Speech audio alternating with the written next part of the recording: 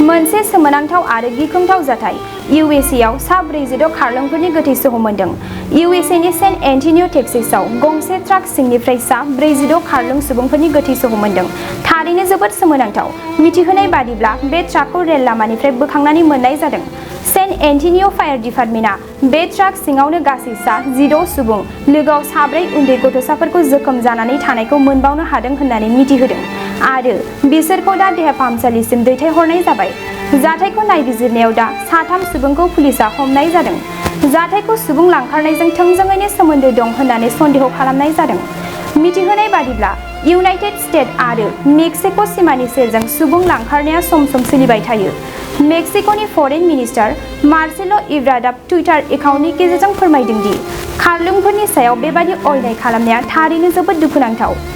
मोनसे फोसावथाय Khairabari Upendra national academy फरायसालियाव देग्लायनिफ्राय 10 थाखोनि मुं थिसननाया सोलिगासिनो। फरायसुला आरो फरायसुलिफ्रा थाखो 10आव मुं थिसननो गोनो गोथो जानानै दंब्ला एबा देग्लायनि मेट्रिक आनजादाव उथ्रिना गुबुन फरायसालिमाफोराव मुं थिसननायाव मानिबाफोर जेंना नुजाथिदोंब्ला नोंथांमोना जिंगा दासि। खैराबारि उपेन्द्र नेशनेल एकाडेमि फरायसालिया नोंथांमोननो थाखो 10नि सोलोंथाइ लानो खाबु होदों आरो बे फरायसालियाव दा मुं थिसननाया सोलिगासिनो दं। बे फरायसालिया उदालगुरि जिल्लायाव दं।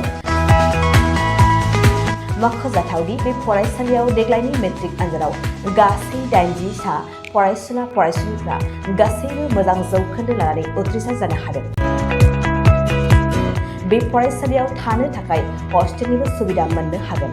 गोबां मिन्थिनो थाखाय 600035767223 8486610047 आरो 9101511040 जानबुं अनजिमायाव जगाजग खालामनो हागोन।